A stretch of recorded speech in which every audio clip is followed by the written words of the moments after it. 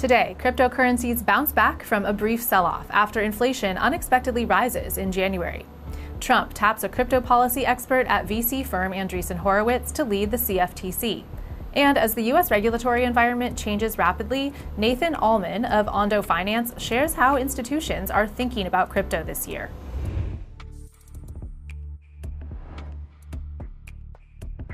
Welcome to CNBC's Crypto World. I'm Katie Tarasov. Crypto markets bouncing back after hotter than expected inflation data in January initially pushed digital currencies lower. As of noon Eastern, Bitcoin climbed more than 0.5%.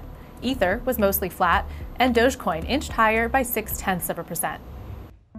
Okay, let's talk about the top stories. Trump family-backed crypto project World Liberty Financial is launching what it calls a macro strategy, or a strategic token reserve. The company shared the news on X yesterday, saying the reserve is designed to, quote, bolster leading projects like Bitcoin, Ethereum, and other cryptocurrencies. The goal of the macro strategy is to diversify World Liberty's holdings across various tokenized assets and mitigate volatility. According to a document issued by World Liberty, the Trump family could get 75% of the project's net revenue, while assuming no liability. Next, President Trump picked former CFTC Commissioner Brian Quintenz to lead that agency. Quintenz shared the news on X this morning, saying the agency is in a good position to ensure the U.S. leads in blockchain tech and innovation. This pick marks yet another crypto-friendly pick by the president, as Quintenz currently heads policy for A16z's crypto arm. Former chair Rostin Benham stepped down from the role last month on Inauguration Day, and the regulator is being led by Caroline Pham in the interim. Finally, crypto custodian Bitcoin is reportedly weighing an IPO. That's according to Bloomberg, which reported yesterday that deliberations are ongoing and no final decisions have been made.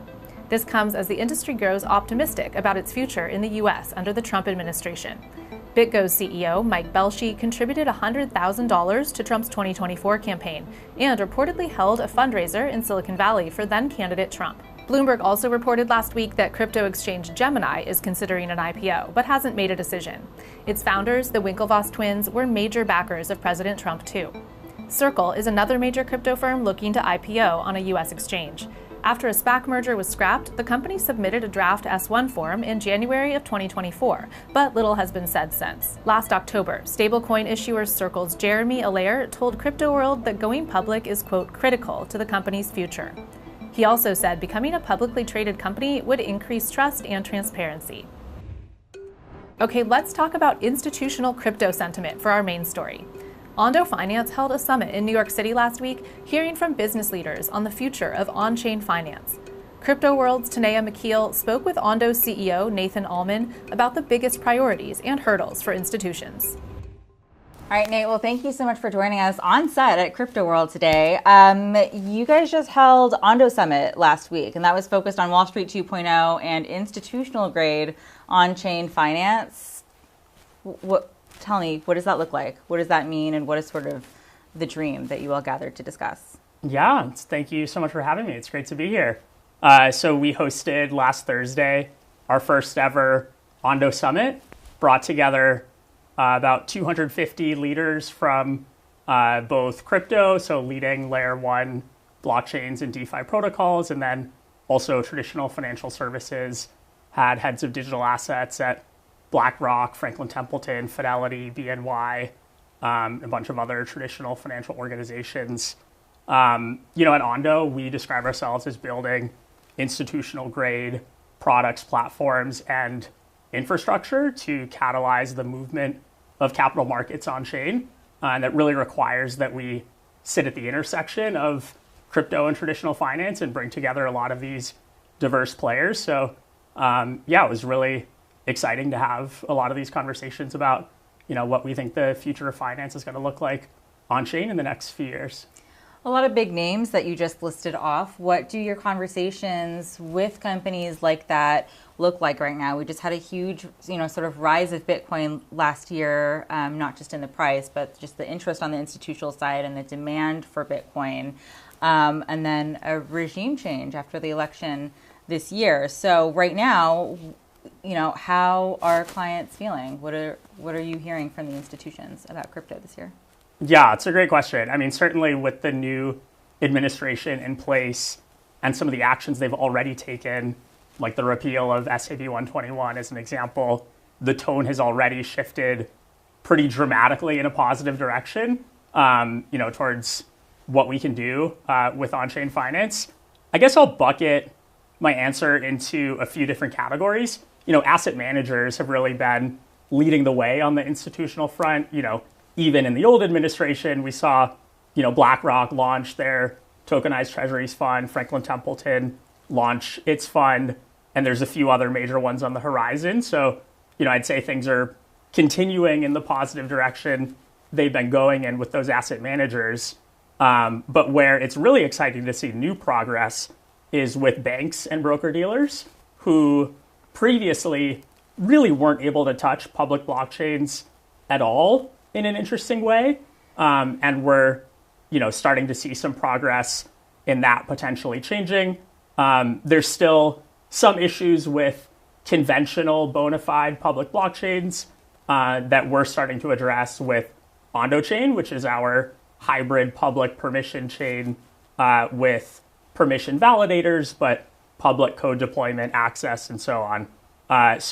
Really exciting to bring together both asset managers who've been at the forefront and then also banks and broker dealers. And then on the crypto native side, exchanges, wallets, protocols, these businesses have really not been able to offer traditional securities at all historically. I mean, crypto is still this casino for meme coins and, other reflexive tokens. And so there's a ton of enthusiasm from that crowd around learning about, the types of securities and other traditional assets that they can offer to their clients. In terms of challenges and obstacles, what are some of the big ones right now beyond regulation? And actually, to what extent, if you could start with regulation, actually, to what extent is that still seen as a hurdle or a complication given, the change in tune that we've seen under the new administration? Totally. For a lot of crypto native companies, they're looking for clarity on pretty complicated questions like what is and isn't a security. And that's going to require new legislation and time to figure out. In our case, and really the case of the tokenized security space, I think that we really just need some clarity around the edges about how we can comply with existing securities laws while using blockchain technology. There's already been a lot of progress made, over the last several years, in this direction. If you look at what Franklin Templeton has done with their registered Treasuries money market fund, just last year, they were able to get approval from the SEC to have the tokens be transferable. And so, really looking forward to engaging with the new administration to get, even more clarity on how we can continue to do, interesting things with, using blockchain as a record of ownership for regulated securities in the United States. For now, given that we don't quite have that clarity, we're focused on distributing tokenized securities outside the United States. So one of the things we announced right before the Ondo Summit was Ondo Global Markets, which is our platform for tokenizing exposure to publicly traded U.S. securities, but in wrappers that are accessible only outside the United States. And these are going to be in bearer tokens, similar to stablecoins that can be transferred effectively freely in secondary markets.